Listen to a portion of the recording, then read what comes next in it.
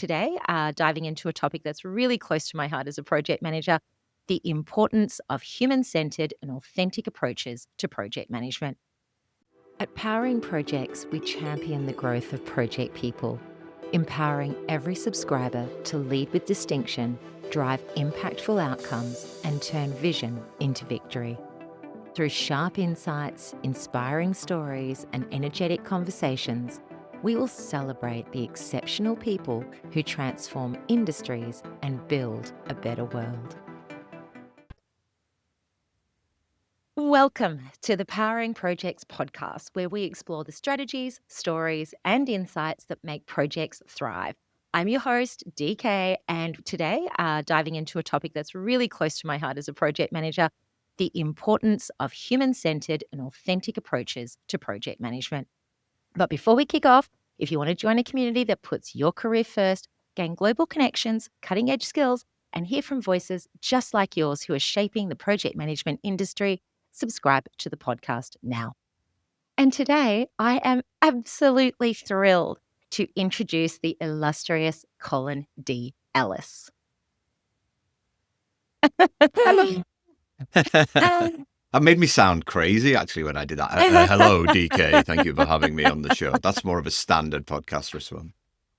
Colin is a globally recognized consultant, speaker, and 5 times best-selling author specializing in workplace culture and project leadership. Originally from the UK, he now travels worldwide to deliver speeches and programs aimed at transforming organizational cultures to foster success, happiness, and safety. Colin's key contributions include having authored 5 best-selling books, including his latest, Detox Your Culture, which has been shortlisted for a Business Book of the Year award, as well as the award-winning The Project Book. He works with organisations across sectors like sport, government, FMCG, pharmaceuticals, and startups to build vibrant, high-performance cultures. He provides practical strategies for improving emotional intelligence, managing multi-generational workforces, and enhancing psychological safety.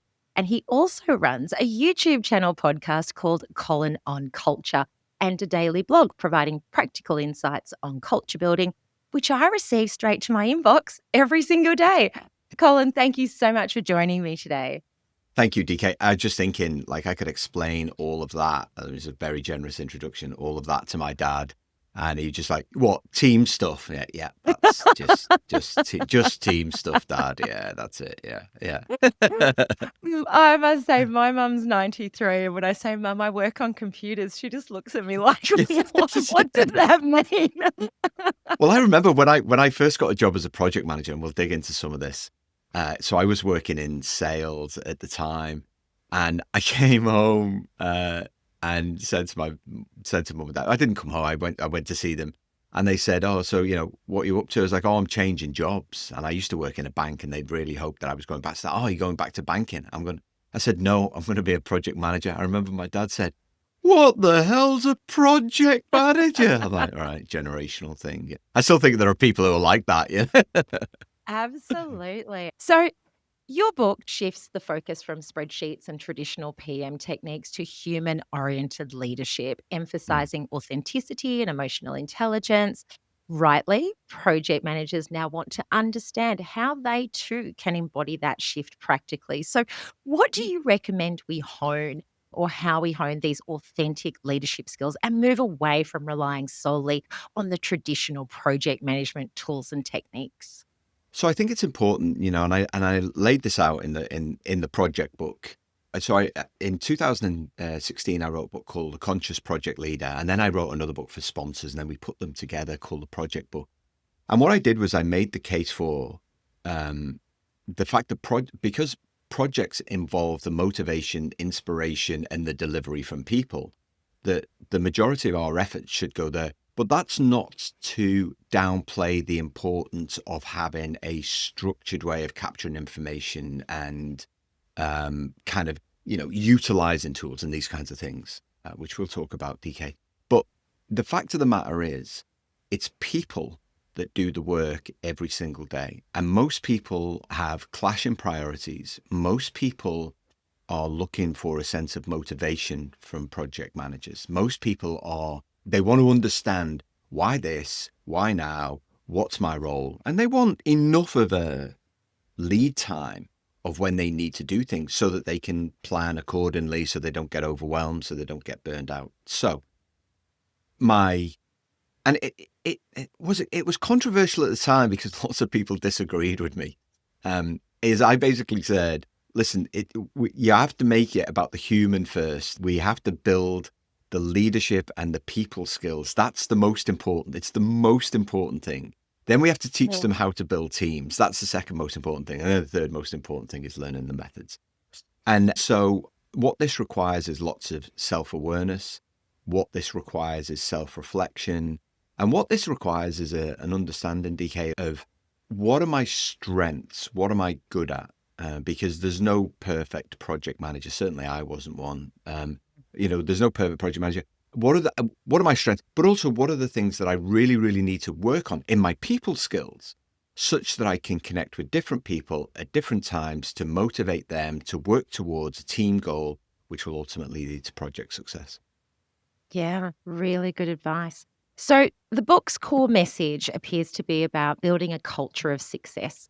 Hmm. And project managers likely are seeking sort of actionable insights and advice on how to foster collaboration and vision and so forth. So, what specific steps can we take to create that positive culture that drives us towards success? Well, and I've talked about this a few times before, DK, in the sense that project management at its very basic level is not too difficult to understand. You build a team, you build a plan, and then you deliver the project to the plan. Now, the complexity, there are often lots of complexities within that. So I'm not downplaying the fact that projects aren't complex. But ultimately, before you even get to a point where you're delivering anything, a project manager really needs to understand, how do I build a cohesive team culture, one that has each other's backs, one that is pulling in the same direction, one that has healthy conflict. How do you do that? And so this was born from my own experience back when I first started out as a project manager in the late 1990s. And my first boss, I in my 30 years of working before I worked for myself, I had probably had about 6 leaders, and my first boss in project management was one of them. And he said, I was managing, so I was working in IT. I mean, for those listening to the podcast or watching the video, it's pretty obvious I'm a high extrovert. And my boss told me, he said, you can't take that approach when you're working with these extreme introverts. He's like, it's just not going to get on board. He's like, you have to actually build relationships with them. You have to understand them. You have to figure out what makes them tick. You have to make an agreement about how you'll behave. You have to make an agreement about how you'll work together and how you'll keep, at that time, lines of communication open. And have this commitment of who's doing what by when. And he said, and if you do that up front, it will make the life of delivering the project, the job of delivering a project, so much easier. And he was right. And so what I did was I developed a kind of a process and a structure for building teams. And at that time, it was, let's get to know each other, share one thing about yourself. Let's agree how we'll behave, like literally how we talk to each other. Let's talk about how we'll collaborate. And this was in the days before collaboration tools, but we did have, we were using MSN Messenger at the time. So we were using those kinds of. And so this is what project managers can still do. For the big programs that I led later in my career as a senior leader, it was 2 days. Now the culture workshops that I run for groups and for big projects, it's 2 days to build a team. And at that point, you've got the foundation for success. And this is such an important point. Over the last couple of weeks, I've been talking to PMs about, how you kick off a project and the things that need to be very clear upfront about what is acceptable and not acceptable as far as what we do to get the project from woe to go. But the funny thing is, I didn't give them any advice about the team building and how we talk to each other and how we resolve conflicts and all of those kinds of things. It's really something that we tend to avoid. And I wonder if it's because, as you say, it's not something we're trained to do when we're first given the job. It's sort of, No. here's the project management role, here's the technical things you need to do, and good luck with that. Yeah, there's still an assumption that we all all humans are born with these basic management skills. You see it even when, and I joke on stage, but I'm deadly serious, is we still promote people based on length of tenure. So you've been here 10 years, it's your turn, or technical expertise. You're really knowledgeable on this thing. You should be a manager.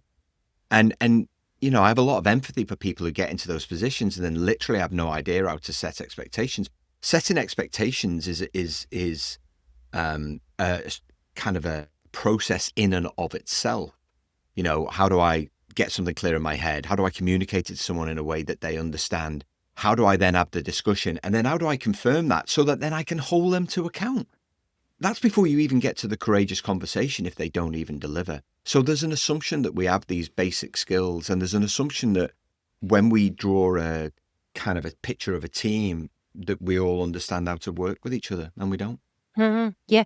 And I'm sorry, I know that I'm totally off script now, but Oh, no, I that's am. fine. It's my I'm preference, just. actually. Script? No project ever follows a script, DK. Come on. Goodness. Now I'm reflecting on your book, and I absolutely love your book. I must Thank say, you. I was listening to it again last week. I was walking through the supermarket. If anybody was at Lamana near me, they would have just seen me laughing as I'm walking through the market. I could not stop you. There's something about the way you tell stories that really makes me laugh. But now that I reflect on some of the key messages in that book, you focus quite a lot on the building of relationships. And I wonder now, when you talk about setting expectations and things like that, I think that's sometimes what creates the misbalance, because I'm coming in as your project lead. Whilst I'm not necessarily your boss, I do need us to get certain things done. And we're very clear about those things with our scope and our scheduling and our estimation and all those kinds of technical aspects. But sometimes we don't really stop to build those relationships. And you make the key point: the first 2 weeks should just be about building relationships. And I really loved that. It resonated. When I lived in New Zealand, I was asked to manage one at the time. It was one of New Zealand's largest technology projects, and I was asked to manage the process of getting the business case approved, right? And so it's not a project in and of itself, because it's only really a project once the business case has been approved and we can actually produce a plan. But I said, listen, I'll treat it as a project because we needed a budget, all of these schedule, we needed all these kind of things. And I remember my boss, who was the deputy chief executive, said to me, she was like, all right, how long do you think this will take? I was like, well, listen, we can get it done in 3 months. She was like, great. Okay, good. Get me the schedule for producing the business case. Get me that in the next couple of weeks. And I was like, so no. And she was like, oh, what? I was like, the first 2 weeks will be spent building the team. Then the second 2 months will be spent building the schedule to get the business case approved, because there's so many moving parts. It was a huge program. I said, and then the final 2 months, we'll work through the things that we need to do, and then I'll deliver the business case ready for approval. And she was just like, that's going to take too long. And I was like, trust me, if we build a team and a plan up front, it will save time at the end, because most of the reason that most projects go off the rails because they go into crisis really early on, because they haven't done the work to build a team and the build plan. And of course, the end of the story is it was delivered ahead of time. The business case got approved. It was delivered ahead of time. But I had to fight tooth and nail to build. I flew people in from India, and they did not want to pay, because we were using an outsource model. They did not want to pay. I'm like, do you want a connected team that gets this job done in the time frames that we've got? Or do you just want to keep each other at arm's length, have communication breakdowns, no empathy? Yeah, but it just wasn't the done thing. It probably still isn't in many places. Many places. DK, yeah. So, how do I motivate team members who are underperforming or missing the mark with the quality of their outputs, or missing deadlines, whatever it may be? Yeah, so this comes back to what I was talking about setting clear expectations, which is a core management skill. So let me break that process. I went through that process really, really quickly. So make it really, really clear is you can't ever hold someone to account unless you've set expectations really clearly. Also, people are never going to feel motivated if they don't fully understand what it is that they need to do and the value of doing that thing. Mm. And so this is why communication is one of the most important skills for project managers. So in order to motivate someone and set clear expectations, you've got to be crystal clear in your own head what you need other people to do. And so you Mm. need to be organized, you need to be disciplined, you need to make time for yourself as a project leader to sit there and say, right, who needs to do what and by when. So that needs to be clear in your head before you then communicate it to the person, right? Mm. And so for project managers, I used to have lots of one-to-ones with individual team members or for the team, but I'm always thinking, what kind of personality do they have? What's the best way for me to make this message land with this individual? Too often what we do, because we lack self-awareness as humans, is we communicate in our own preference. And my own preference is talk excitedly, talk fast about what's possible, wave my arms about a lot, do a lot of smiling, take the mickey, away you go. Now, that works for people like me who really Yeah. appreciate that. Like, Colin's awesome. But if I did that with someone with a different personality, they just think I'm a lunatic. And that's no Yes. way to motivate someone. So once I've communicated it, then it's a discussion, because people will feel greater ownership of the thing that they need to do if they've been able to have a say in it and a conversation about it. Ultimately, I'm saying, this is what needs to get done. What can I do to help you? And then the last Yes. thing is confirmation. And this is where I would use emails to say, hey, DK, great to catch up today. Just confirming the 3 things that you need to get done by the end of this week. So be really clear about the expectation by Friday, 5:00, to this level of quality. And at that point, you've set a really clear expectation and people go, okay, I know what I need to do. Also, I know that if I have a clash, I can go to Colin because he's made himself available and he said it's Mhm. his job to help me. And he's communicated it in a way where I feel like he's actually talking to me, not just delivering a task to someone. Yeah. Mm. So that really works for me, and certainly in the work that I've done, it works for others too. Yeah, absolutely. I am sort of, as you're speaking, thinking through, different interactions that I've had with different people, and have I been really clear? Have I tried to communicate in a way that resonates with them? And I think going back to that whole concept of building relationships, it's only after you've built a relationship that you actually understand how someone likes to be communicated to. Right. 100%. Right? Yeah. And so this is what will catch you out every single time. If you have not made the effort to build that relationship, you will not understand what resonates with that person, and it makes it so much harder. Yeah, makes I, perfect I, sense. I had an email from a lady who read the process in the book. I can't remember where I put it. It might have been Culture Fix where I wrote it. I put the model, and she said, I practiced this on my children before taking it to work, and it works like a dream. I'm like, you practice it anywhere you want. Fine by me. That makes perfect sense.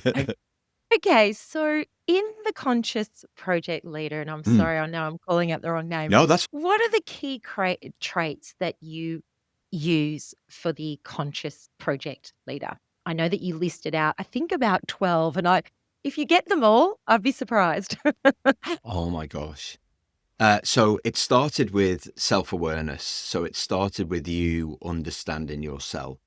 Kind of emotional intelligence, that ability to understand oneself, recognize your emotions and manage your emotions is still, we downplay that too much in our businesses. And then obviously once you understand yourself, that I'm desperately trying to recall these now, it gives you the opportunity to build empathy for somebody else. But a big part of knowing who you are is recognizing not only your personality, but kind of what your values are, what you stand for, like who you are, what you're about. Listening. So you have to be an active listener. So not just listening to respond, which is a disease these days. It's Yes. about listening to understand. You have to be good at taking a break. The most effective leaders are the ones that manage their energy. They recognize that their brain needs a break, not only from work, but from screens too. So these people always take lunch hours. They go out of their way to understand not only future tool sets, but also future generations. We love to put people in boxes and say the young people today, the old people today, when actually if you're consciously thinking about your leadership style, you're thinking about, well, how can I create connections with people who are a different generation. And it's usually about language, it's about technology.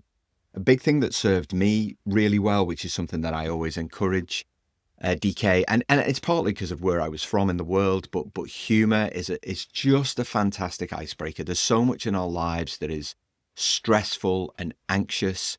And if you can find moments of lightness that are never at people's expense, this is something that we used to do 15 years ago. It's terrible. We used to take the mickey out of people and all this kind of stuff.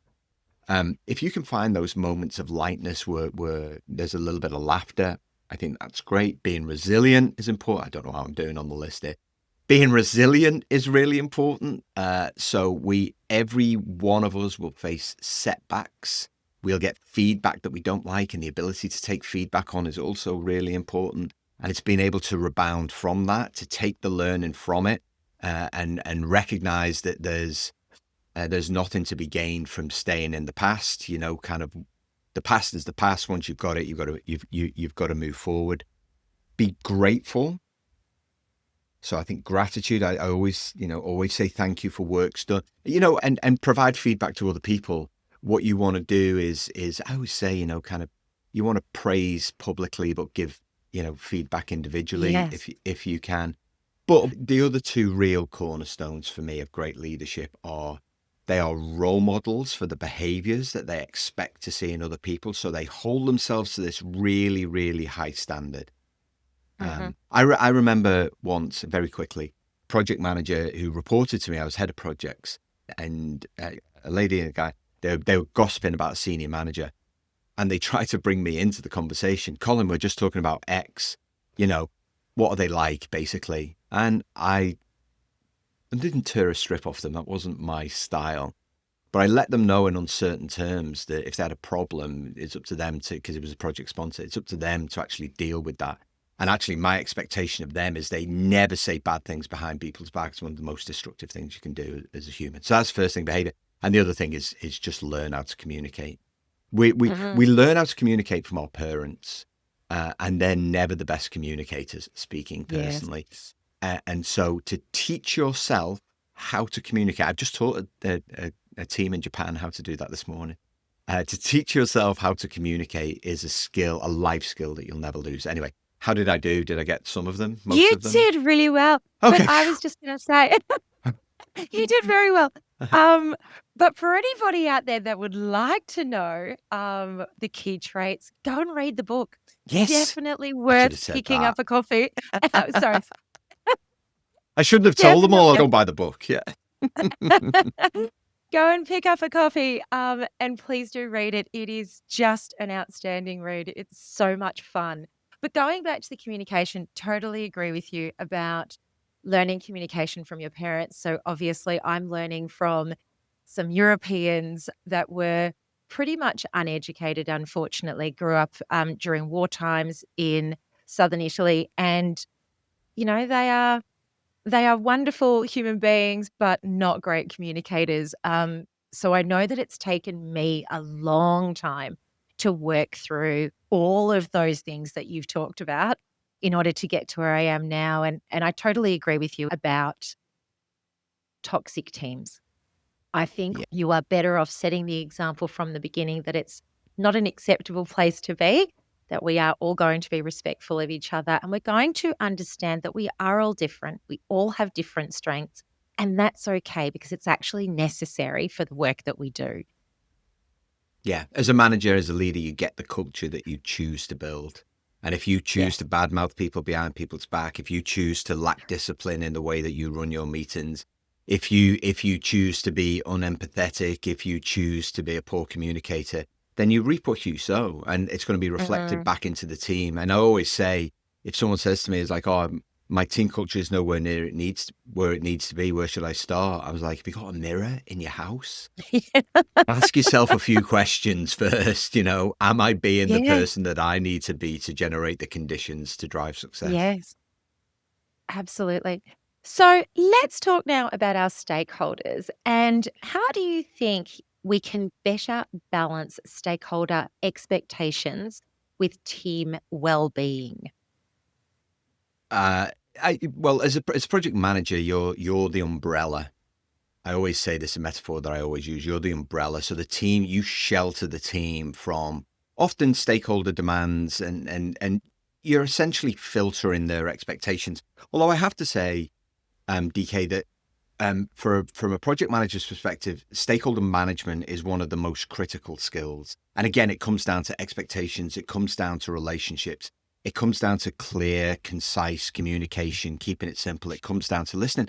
But you also have to have discipline not to bow down to every demand that the stakeholders make. Also, you've got a responsibility to ensure that the communication between stakeholders and team members is humanistic, it's respectful, and it's your job to deal with any of these. Now, people listening to this might think, oh my gosh, this sounds like loads and loads of work.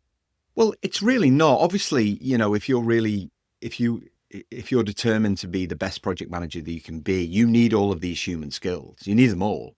And so as soon as you learn how to do them, it takes about 3 times to practice them, and then you start to really hone them.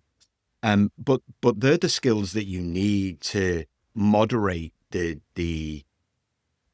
I was going to say juxtaposition, but it's really not. It's like a clash of, we need to get this work done whilst also maintaining this sense of well-being. Because if you don't manage the well-being of the team, the work is never getting done.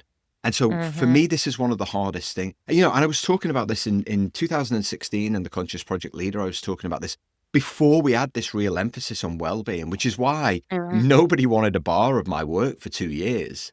And then all of a sudden people were like, oh, well-being's really important. I was like, well, yeah, some of us have been talking about it for a while. So I think, there is this expectation setting, but also there's this protection that you have to have for the team.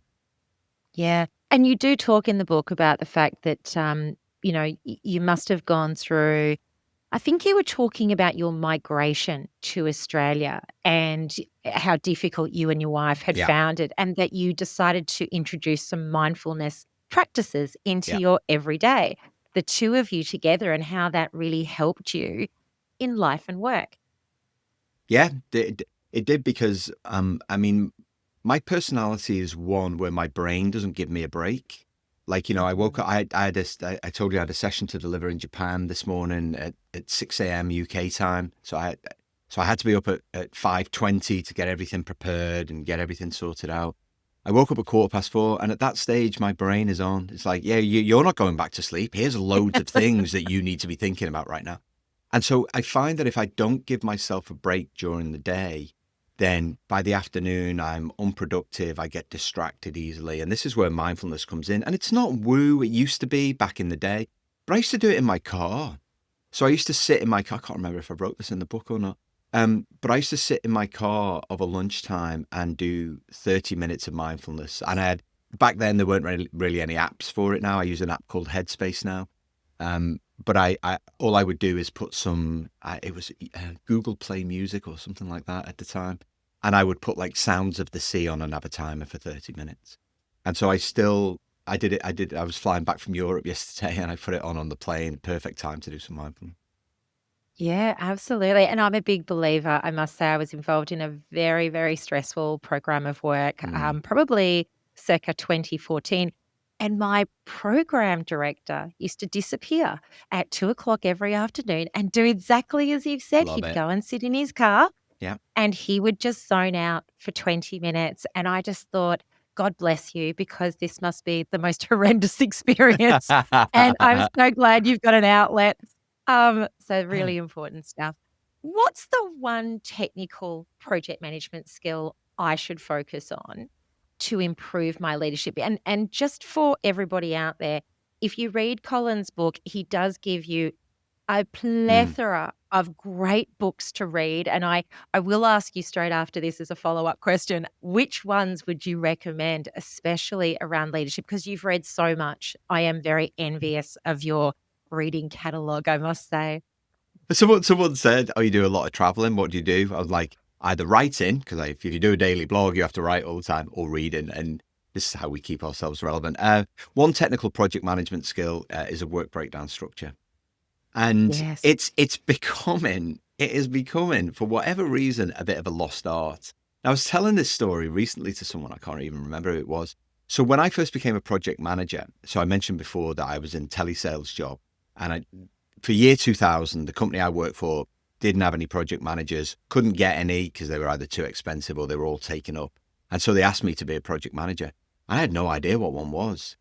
And I said to my then boss, I'm like, where should I start? Because even though Prince was around in the UK, no one was really doing it at that time. It was only a couple of years later that it became en vogue to do it. And PMI didn't really have a foothold in the UK at that time.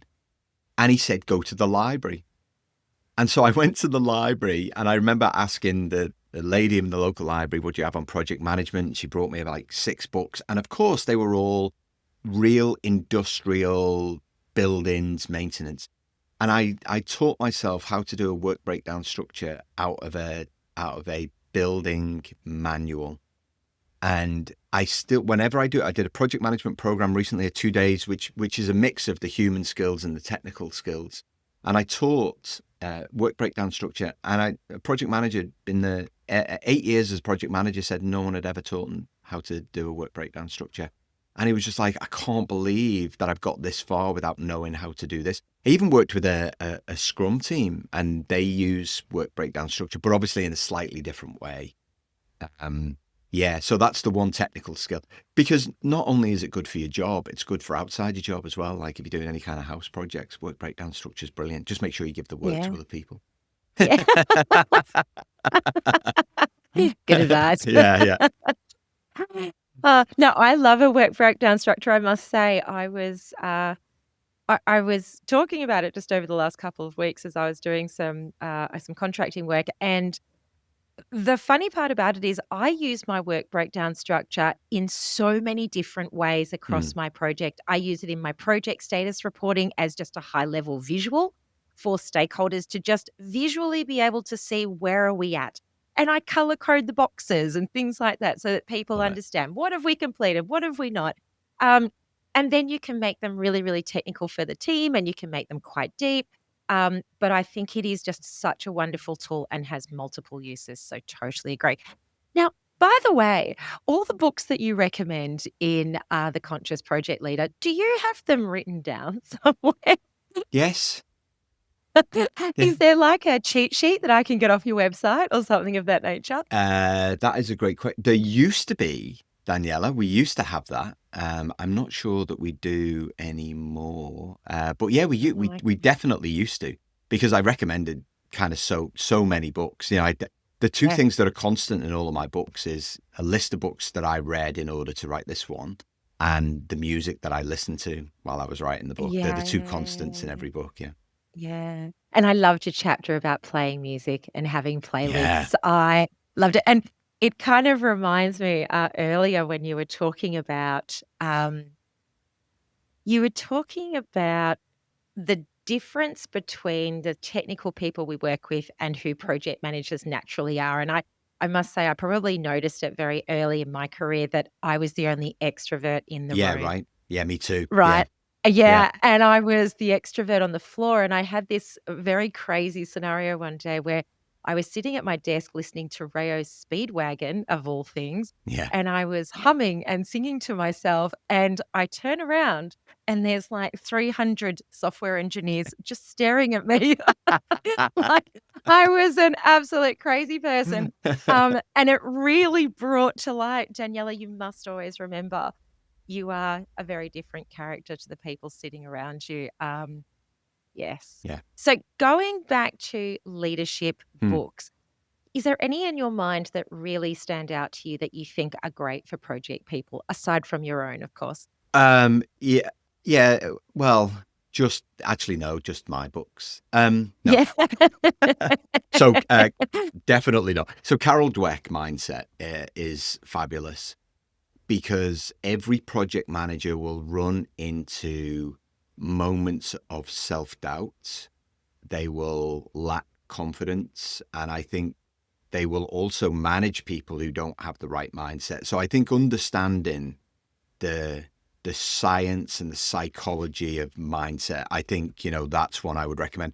I read Turn the Ship Around by a guy called L. David Marquet.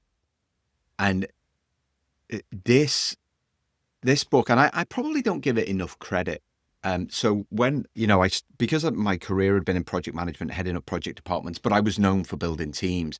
That's the work that I really wanted to do because I had a formula and a structure for building teams. And what I wanted to do was to take that to an organization level and really understand organizational cultural dynamics. And I read Turn the Ship Around, and it was how L. David Marquet, basically, he was a submarine commander, and he was a good leader. And, he would manage small teams, and they asked him to manage the worst performing submarine. I mean, I'm not spoiling the ending, you know how it goes, otherwise he wouldn't have written a book. But it really inspired me because I was just like, well, if he can do that, and well, I can do it. I can get to the point where I'm helping big organizations really turn around their cultures by teaching them how to do it themselves, because this was the point that he made in the book. But I think also there's a lot of learning here for people who have got struggling project team cultures. So I would recommend that as well. And then the last one would probably be Drive by Dan Pink, because this is all about motivation and understanding not only how to motivate self, but motivate others. So the three, I would say, classic books that everybody should read. Okay, I'll take note from the transcript after this session. How can I then inject inspiration and motivation into my project teams? What did you learn from all that reading? So there's a couple of things, and a lot of it is from my own experience as well. As somebody who was quite different to the teams that I was managing, I learned really early on in my project management career that different teams need different things at different times. And so, my early attempts to motivate and inspire my own technical team fell flat because I was just communicating in a way that they didn't appreciate. They like slow-paced, calm, measured, bullet point, kind of tasks. Whereas I was like, hey, guys, yeah, let's go to the pub tonight. And they were like, with you? No, thanks. So I think what you have to recognize is if you take the time to build your team at the start, people feel a sense of ownership. They feel a sense of agency over the culture. It's then your job as the project manager to, let's use a bike metaphor, to keep the tires pumped up. So if you just let the team, kind of rust, eventually it'll just stop working. And so, I always just say little and often. So you want to celebrate every success. And by celebrate, I don't mean go to the pub or anything like that. It's just a bit of praise, a bit of acknowledgement. You want to make sure that you don't allow anybody to undermine the team. This is massively demotivating when you have a poor performer or someone who behaves poorly. If you continually walk past that, it massively demotivates. I used to bring speakers in from external to talk to the team about different things. We used to go on field trips to different places and find out how they did things. And we used to do innovation back before it was a thing. But back before hackathons were even a thing, we used to spend like an hour a week looking at problems that we'd had and trying to come up with different ways that we can solve them. So it's just about recognizing that as soon as you've built the team, it might take you a day, it might take you 2 days, a couple of hours, whatever it is. What you've got then is a bicycle that can pedal forward. It's really good. But if you don't do any work on it, it'll eventually rust and stop working. So your job is to keep doing things little and often to make sure the team feel not only inspired to do the work, but motivated to deliver such that you get the project outcomes. Fantastic. Which leads me to, what are the 5 questions that every project manager should be able to answer about their project? Yeah, and I caused a little bit of a stir with this once because somebody said that the boss had read a book or listened. I did a video on it or something like that. I can't remember exactly. But I basically said that, if project managers can't answer the 5 questions, then they're not really close enough to the detail. But I also said that project sponsors should be close enough to the detail as well. So I tried to get out of it that way. But yeah, so the 5 questions really center around kind of, well, where are you right now? You've always got to be able to answer that question, which is why that you have to really understand. You have to have a really great schedule. You have to have a really great plan. You have to know where you are right now in order to be able to basically, kind of know where you're going. So So, where are you right now? And as part of that is, are you on track, basically? So that's the first question is are you actually on track for what you need to deliver? The second question is, what are the dependencies? So what are those external things that you are absolutely reliant on? Because these are the things that generate risk. And if we don't manage risk, it causes issues. And as soon as you've got issues, then the project's likely to go off track. What you don't want is kind of an unmanaged risk. So those are those dependencies. The third question is, what are your next 3 deliverables? So what are the immediate 3 things that need to get done? Again, it's having this. Sorry, I'm getting really passionate. I'm shouting it. I'm getting really passionate about it. I feel like I'm doing a speech. What are those next 3 deliverables? So what are those things in the immediate future that you have to deliver, and kind of to what level of quality? The fourth question is, well, how much time do you have in your back pocket? And this is where having a work breakdown structure is kind of critical, because you need to know what you've used, what you've got left, what time you have available. And obviously, if the work breakdown structures are good, then you'll have built in some contingency time. Some project managers try and build in too much contingency time, but it's really dependent on the amount of risk that you've got. And then when does it finish? Because too many projects just go and go and go and go and go and go. I remember there was a government agency in New Zealand asked me to consult on a project very early on in my career working for myself.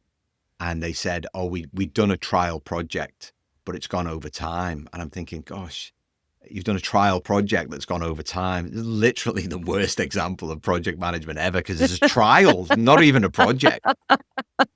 So you've got to know, when is it planned to end? So these, for me, these are the 5 questions that really demonstrate as a project manager that you're actually on top of the work that needs to get done. Now, this person said to me, oh, there are many more questions. I said, yeah, there are many more questions. I was like, but if you know those 5, basically what you're saying is, I'm managing my schedule, I'm managing my time, I understand the team, I know where we are, I know what we've got to do, I know what's on track, what's off track, I know the risks. And so I can confidently say that this is when it'll finish. Correct. It's the confidence. And I'm going to flip this question on its head, just purely because of the work that you do and the people that you engage with, because I'm interested to know from the opposite perspective. I am normally the person delivering that story that you've just articulated. Let's talk about the person on the other side of the table, your sponsor, any executives that are interested in the project. What do you think they're thinking and looking for as project managers are speaking? Yeah. So this is going to be really popular with project managers, but not so much with project sponsors. They're not really thinking anything because they've got so many things on their plate, and they don't have the skills to be a project sponsor, because there's just an assumption when you're a senior leader, you know how to sponsor the project. What they're actually thinking, so that was a little bit unkind, but what they're actually thinking is, am I going to suffer reputationally? In other words, is this going to be late? Is this going to cost me more money? They're generally the 2 things that they're asking. And I did project sponsor training in January or February, DK. And one of the guys said, I could have done with this 10 years ago. He's like, I realize I haven't been asking the wrong questions. I just haven't been asking any questions. He's like, what I've been doing is just letting the project manager talk at me and not taking a level of interest that I need to guarantee that we're going to hit the target. And actually, the CEO was in the session, and he said, this is why we've got so many projects that don't deliver. And one of his peers said, what, because we don't ask the right questions? He's like, no, because we don't have the skills to ask the right questions. He's like, that's why we're doing this. He was just like, we don't have the skills to know what to ask. Because one of the sessions that I do at the end of the project sponsor training is how to spot when it's all going wrong. When you've got green traffic lights, when the estimates for the future exactly match the spend. It's like no project in the history of projects ever came in exactly on the cent. So it's things like this, and it's like, yeah, we just haven't been asking the right questions. And sometimes, some project managers listening to this are all over the detail. They're crying out to be asked a question. They're like, I've got all the information. If only you would show more interest and ask the right question. Yes. So I sort of boil it down to 3 key things. It's scrutiny and challenge. I actually need somebody to check my homework. That's I right. really do, Yeah. right? Because otherwise I am checking my own homework, and it is very easy for me to miss things that I, you know, um, should be challenged on. And then the second thing for me is really around the accountability, because if you and I say this in kindness, they don't know what they're accountable for. They don't appreciate the fact that they are ultimately accountable for the success of what we are doing. I'm responsible for managing through a process, but you are accountable for making sure this is a Right. success. And I 100%. need certain things from you in order to make that happen. Um, and you can always sort of spot a confident versus not so confident sponsor just purely from the questions that they ask Yeah. and which documents they do and do not read. There are certain things that I would just now I probably as I get older and a bit more savvy, I push to have my sponsors sign certain documents so that I can be really clear. I need you to scrutinize this. Even if you send it out to your most trusted advisors, that's sufficient for me to be really clear that you understand that this is the scope I'm working to. And if that is incorrect, potentially everything I do from this moment forward is also incorrect. Yeah. So Yeah. it's just so important that we get Yeah. that. And they're really good. I think I headed up projects in about 5 companies, 5 or 6 companies. And in each one of those, we would have a portfolio review meeting. Obviously, we're talking multi-million dollars that we're spending on projects. And prior to me being a head of projects, or certainly as I started in the job, project managers were coming to those portfolio review meetings and presenting on their projects. And I cancelled all of that. I said, it's project sponsors who have to present. They're your projects. The project manager is managing it on your behalf. If you can't give your peers an update on this project, you're not close enough to the detail. And so every organization, we changed that. So project sponsors, and that was because of course, then what they said is, well, I need the skills to be able to do this better. And it's like, oh, well, I can do that. Yeah. Yeah. Yeah. Force the behavior change. I'm Yeah. the I can do perfect that. Yeah. perfect man to help you. Yeah. I Um know a guy. Now I'm gonna ask you a question that once again is off script. I apologize. No, it's good. I was listening to your podcast yesterday about bureaucracy, and Mm, I absolutely loved it. But one of the things that really resonated for me was, and I think you were telling the story about how you were part of an organization that had multiple governance boards, yeah. lots and lots of bureaucracy. And you said something along the lines of, I encouraged them to stop all of that.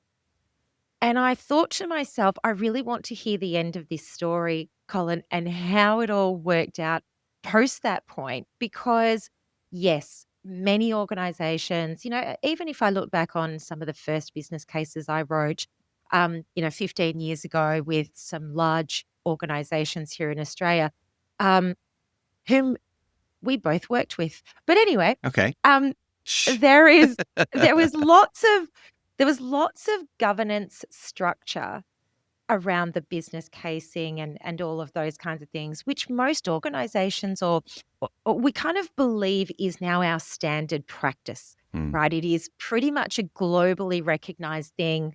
You must have different layers of governance to deal with delegations of authority, making sure the right people are signing off on the right projects, that they're strategically aligned, that they're within budgets, all the rest of it.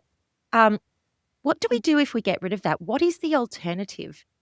Yeah. So, and the point that I was making is that it's not necessarily that you rid yourself of all of that, but you actually take a pragmatic approach to what is it that we actually. I think I talked about this on the podcast. What is it that we actually need to successfully govern either projects or organizations? So I'll give you an example. There's one organization that I work with. I'm not sure if this was the one that I told.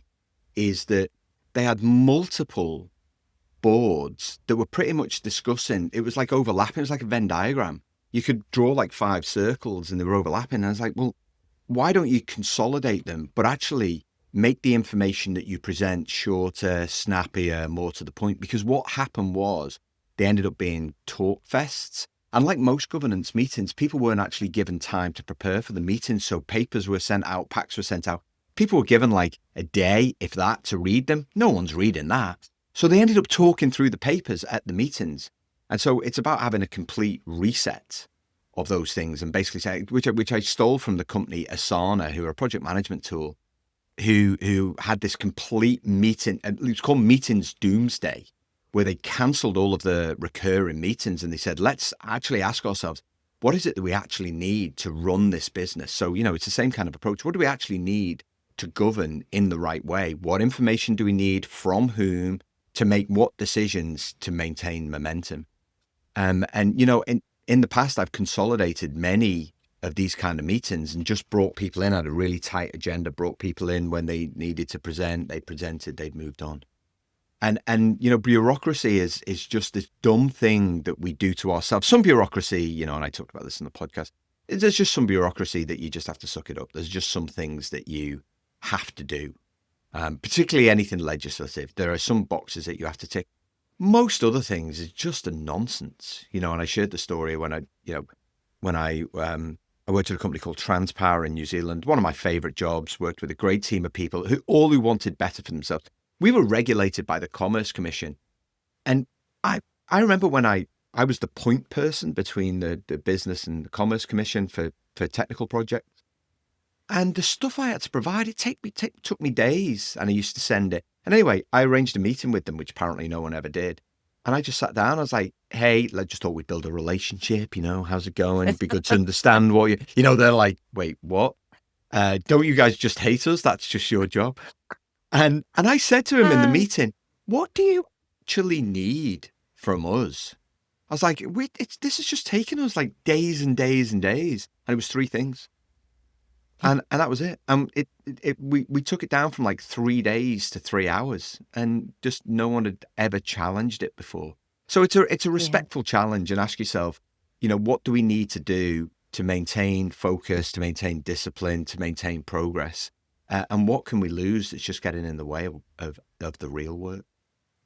So to ask your expert opinion on this, if you think about the bureaucratic forums that we must present to, and you think about the kinds of decisions that must be made in order to maintain the health of projects and portfolios, what would you encourage sort of these forums to just focus on? Just focus on these things, and then your portfolio and your projects should maintain, health and well-being.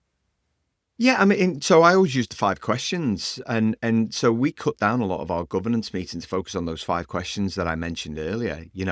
Kind of, are we on track? Are we off track? Yes. What are the things that we're dependent on? So a sense of what are the key risks? What are those next 3 deliverables? What are the things that we need to be, immediately concerned about? And that also includes some of the people stuff as well. I think, if you've got any issues with people in terms of we haven't got enough people, or we've lost people, whatever it is, how much time do we have in our back pocket just in case anything goes wrong?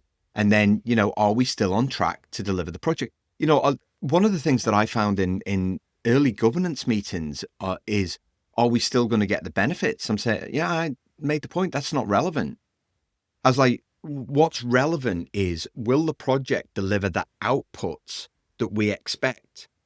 And because the benefit you get post-project, we identified an output. So the tool, a process, a product, whatever it is, we identified something in the business case. The project's job is to build the thing. Now, we want to make sure that we don't overspend, because it undermines the return on investment that we might get. And that's the question that we should ask. Are we still on track to spend what we thought we would do? Is it going to minimize what we get in? But people were asking questions about what happens afterwards during the project. I'm like, let's just focus on what we need to build, make the decisions that we need to, and then move on. So our governance meetings went from an hour, which is a nonsense. I mean, people are still booking meetings based on what Outlook tells them. It's 30 minutes or 60 minutes. No, it's not. You can have a 10-minute governance meeting. You can have a 20-minute governance meeting. For a bigger program, you should have a 40-minute governance meeting to talk about the different projects. And it's as long as it needs to be. And so we went from just wasting so much time in governance meetings to having one portfolio review board where different projects were presented at different times, which took 2 hours a month rather than 6 hours a month. Mm. or we cut down our governance boards and really got the project sponsor to focus on what's the information I need to make the decisions that you need such that we get the product that we can get the benefit from. Mm. Well done. I think that's really clever. Last question, and then I've got a bonus question because you're Yes, such a lovely bonus. person. Thank you. How can I ensure customer satisfaction throughout the project lifecycle? By continually building the relationship, DK. So every and I mentioned that this was my strength was communication. One of the things, and I remember it right at the start when I was a project manager, and because we were doing Y2K, nobody wanted these projects because they knew what was coming. They weren't stupid. They could see that by implementing technology, eventually it would put people out of jobs. I was working in newspapers, which it definitely did. And so my job was to build a strong relationship such that they saw the value of what we were doing to the business, even though short term it wasn't going to be great for people. And that is a continuous process. It never ends. So there was one guy, I remember working in Middlesbrough in the north of England. There was one guy who just didn't want to play ball with head office at all. And people were like, you've got to get a handle on this guy. It's one of the first things you've got to do. You've got to get a handle on this guy. And so I went and I met him, and didn't help that I was in a suit. That's just the way I like to dress. And I was working with this kind of old fashioned, technical guy. And he was like, geez, look at this guy. And then I found a common interest, which was football. And then I built a relationship of having that conversation. It took me about a month, and then really worked so hard on that. And so any complaints that he had about the way that my technical team was working with his technical team, we were able to resolve. And that was because I worked so hard on building a relationship, keeping my ears open, so listening intently, but also respectfully challenging where I feel that, kind of he was, trying to swerve it towards more of him than what we needed. And then every job I had as a head of projects, and I largely worked in IT. They always made me the point person between the technical team and the executive team, because of the clarity, the fact that I was able to change communication styles and give everybody a little bit of what they wanted. So I think, yeah, that relationship building never ends throughout the life of the project. And that's the thing that will drive customer satisfaction. Also, a focus from your project manager on delivering a great service. Mm, Yes, you're delivering a absolutely. project, but actually your job is to deliver the best experience possible. Create a great team that people want to join. Don't lose your temper. Stay in control of your emotion. Never fire off an angry email. Go out of your way to show kindness and empathy. All of these kind of things generate a great experience. And if you do that, then the satisfaction never ends. Yeah, absolutely. Now, I actually told a lie before. There are a few more questions, but You said my one bonus focus for question. this Now you give me this. Talk about set bad expectations, DK. You've learned I nothing know, in this last isn't hour. that Honestly, terrible? God, I've learnt you nothing. need to reread the book. Um, I've read it twice as well. This is just me That's using terrible. humor, by the way. No, I love it.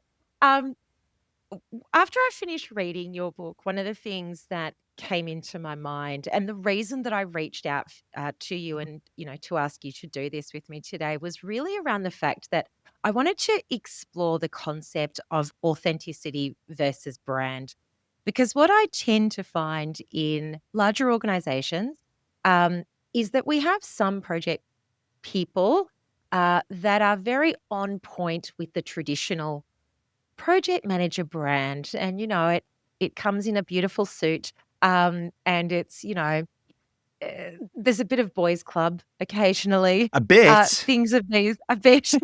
I was trying to be polite, but it kind of touched for me on that delicate balance between being genuine, maintaining credibility, avoiding perception of being either a pushover or overly aggressive, Yeah. right? And you kind of see people struggle with that in our industry. They want to be really kind, they want to be the project manager that everybody loves and wants to work with, but there is a boundary around all of that. But then again, we've got this other, um, this other position that is very rigid. And so I wanted to ask you, when we're talking about cultivating an authentic leadership style that builds trust with stakeholders and teams, how do you find that balance between being too soft and too hard?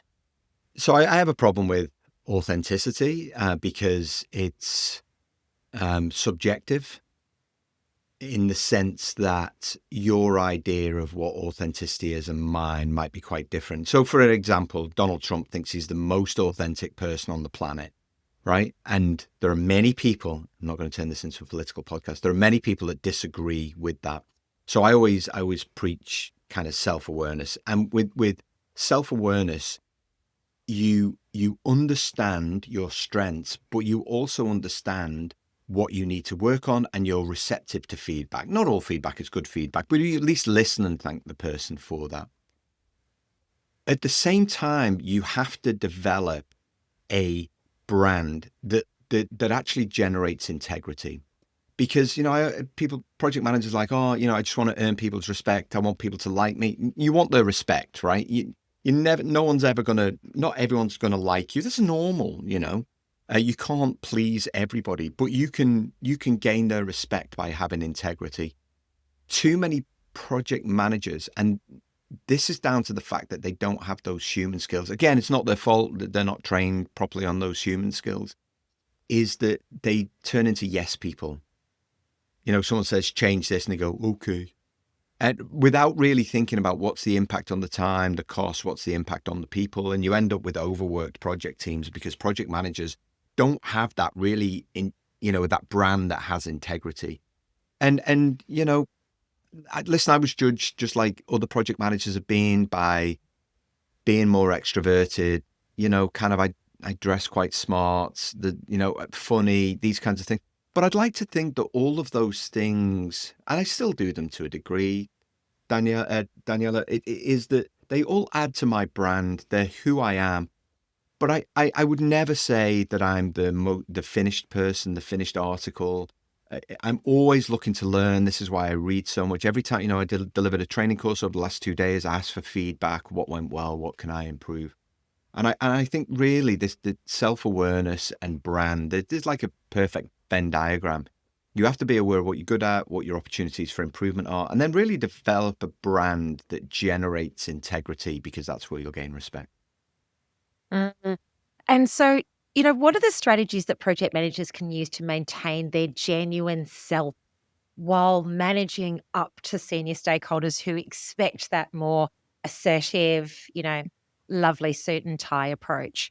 But I think, often we give senior leaders a bit of a bad rap, and listen, some deserve it, but some don't.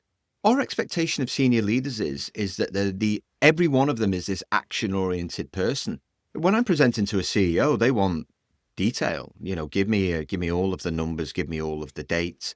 When you're presenting to the head of HR, usually they're a really warm people person who are more concerned about team well-being.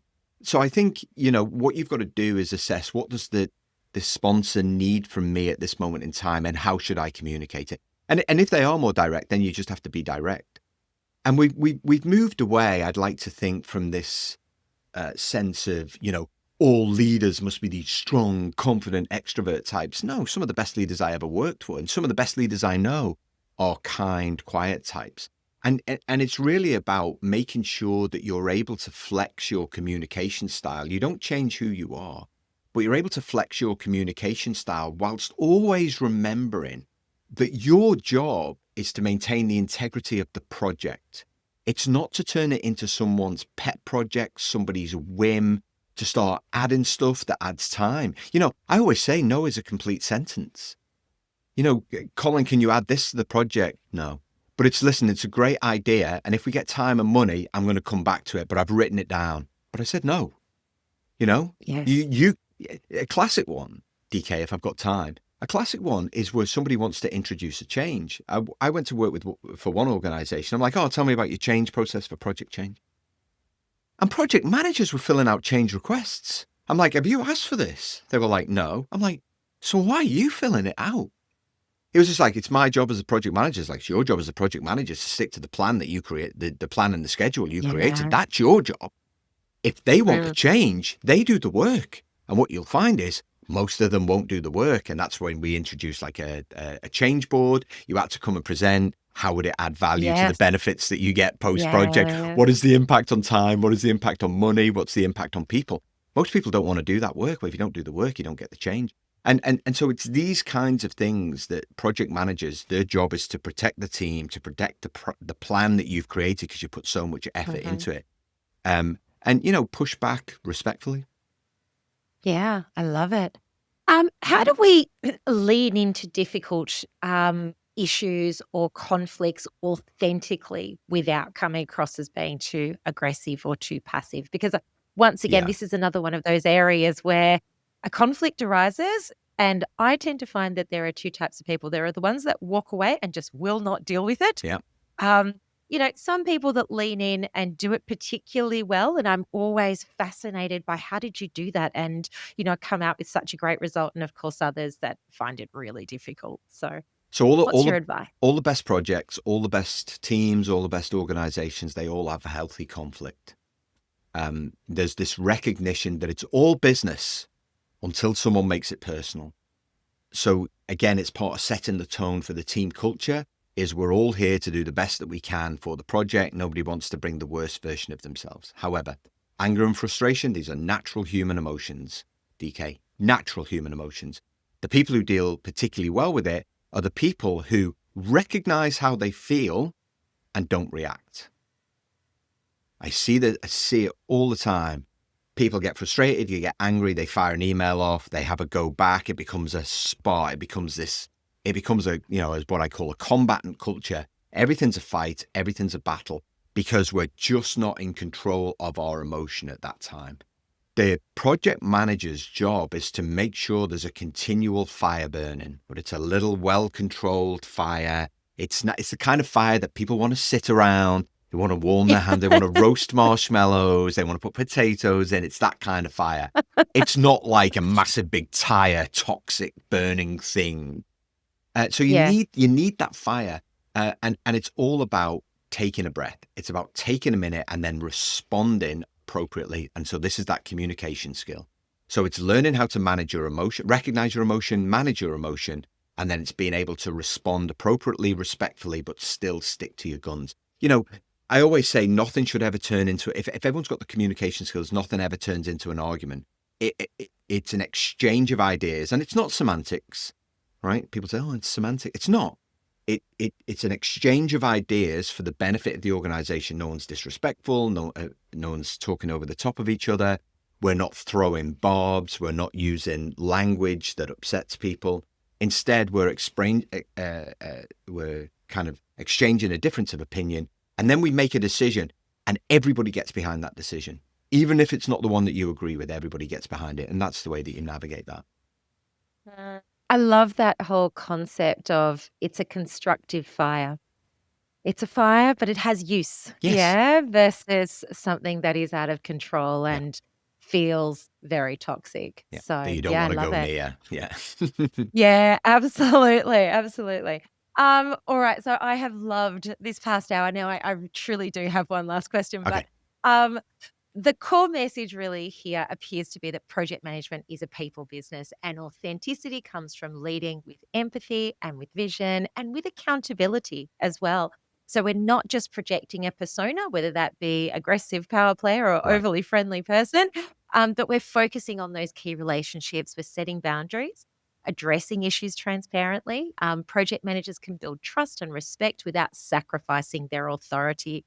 And I really loved the conscious project leader model, which encourages you to be yourself and the best version of yourself who inspires, listens, and delivers results. So, my last question to you, beyond all of the metrics and deadlines, what's the most profound human impact you've ever witnessed from a project that you've either led or sponsored or come to know? Oh my gosh. The best measure. So, the projects that I led in the 90s, we still keep in touch as a project team. We still talk about those days, in such a positive way about what we learned about ourselves, what we learned about business, what we learned about the world. And I think, projects have the power to change the world. And the best projects are a result of the people that lead them and the environment that they create for great teams to flourish. And the best projects generate happiness, they generate development, they generate a real sense of purpose. There just aren't enough project managers in senior leadership positions around the world when you look at these top 100 companies. And even myself, it's very, very difficult. I sell way more culture programs and culture work than I do project management because there just isn't a level of interest from senior leaders when they can just put people in, call them a project manager, away you go, and then moan when things go over time, over budget. So I think projects have this opportunity to create such a profound, life-changing difference to the people that lead them and the people that work on them. And it's just one that should never be passed up. Yeah, so true. And are you still learning, Colin, as a project manager? Always, Yeah. DK. It never ends. I'm in my mid-50s now. My dad had already retired by now. His brain's slowly going to mush. And I just don't see a time when I stop. You mentioned at the top, I read books all of the time, fiction in the evening, self-development during the day, because otherwise you end up with too many ideas at night. But I'm always reading. I'm always reading papers. I'm using AI now. I use a tool called Claude, which now I pay for the pro version, which has research. That used to be the most difficult part of my job, was finding the research. I had to do like 1 million Google searches to get to the research. But now I can get Claude to do that, to give me the information, which then I can distill into what are those key learnings, what are those key messages. I don't envisage a time when I'll ever stop learning either about my work or about myself, DK. Yeah, that is beautiful. Well, as we wrap up, I want to say a huge thank you to Colin D Ellis. And sorry, one last question. What does the what does the D stand for? It depends who you ask. It's so there's a tradition in the northwest of England where the firstborn son, his middle name is his dad's name, and my dad's name is David. He gets a lot of stick on everything that I do, but I'm grateful for his middle name. Yeah, so I was named after a footballer, Colin, and then my second name is David. Yeah. Oh, Yeah. lovely. Well, you will always be Colin D Ellis to me. Thank you so much for joining us today. That was a thoroughly enjoyable conversation, and I have learnt so much from you. I'm absolutely in awe of you, if you had not noticed.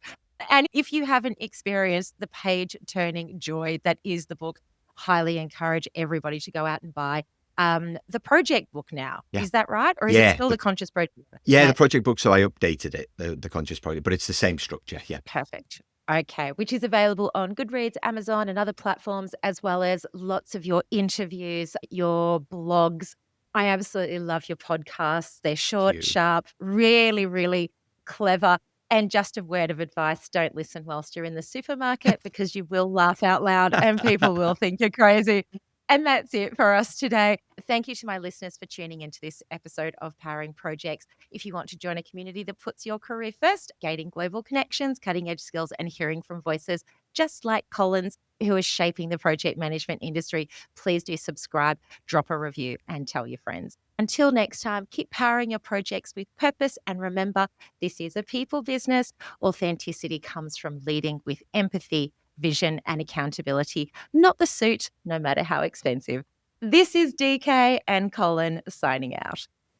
The content provided in this podcast is for informational and educational purposes only and does not constitute professional, legal, or financial advice. The opinions expressed by the host and guests are their own and do not necessarily reflect the views of any affiliated organisations or sponsors. While we strive to provide accurate and up-to-date information on project management methodologies and related topics, no guarantee is made regarding the completeness, accuracy, or applicability of the content to your specific circumstances. Listeners are encouraged to consult with qualified professionals before making decisions based on the information shared in this podcast. The hosts, guests, and producers are not liable for any losses, damages, or outcomes resulting from the use of this podcast's content. By listening to this podcast, you agree to assume all risks associated with the application of the information provided. Thank you for tuning in, and we hope you'll find value in our discussions.